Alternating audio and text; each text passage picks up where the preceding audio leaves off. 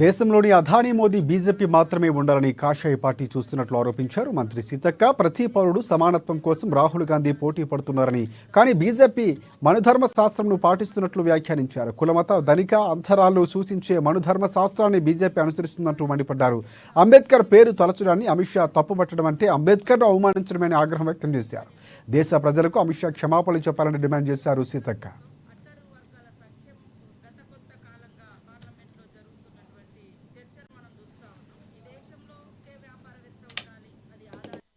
దేశంలో మొత్తం ప్రధానమంత్రి ఉండాలి, అది మోడీ ఉండాలి. ఈ దేశంలో ఒకే పార్టీ ఉండాలి, అది బీజేపీ ఉండాలనే టార్గెట్ గా బీజేపీ మరి వ్యవహరిస్తున్న తీరు మనకు అద్దం పడుతుంది. మా పార్టీ తరఫున ఎల్ఓపి లీడరు రాహుల్ గాంధీ గారు ప్రతినిత్యం ప్రజల కోసం, అట్టడుగు వర్గాల సంక్షేమం కోసం, ఈ దేశ భవిష్యత్తు, ఈ దేశ హక్కులు, ఈ దేశ అస్తిత్వం, దేశ ప్రతి ఒక్క పౌరుని యొక్క మరి డెమోక్రసీ, ఇవన్నీ కూడా రాజ్యాంగంలో ఉన్నాయి. ఇది కాపాడుకోవాలి అని అంబేద్కర్ గారిని పదే పదే గుర్తు చేస్తూ, అంబేద్కర్ రచించిన రాజ్యాంగం, దాన్ని పార్లమెంట్ లో ప్రవేశపెట్టి ఆనాడు నెహ్రూ గారు చట్టబద్ధత కల్పించి ఈ భారతదేశాన్ని ప్రపంచంలోనే అత్యున్నతమైనటువంటి డెమోక్రటిక్ స్టేట్ గా, అదే విధంగా beauty of greatest of great constitution ఉన్నటువంటి దేశంగా ఇవాళ ఉనికిలోకి తీసుకొస్తే సహించలేక మనుధర్మ శాస్త్రాన్ని పాటించే బీజేపీ పార్టీ ఇవాళ మనుధర్మ శాస్త్రం అంటే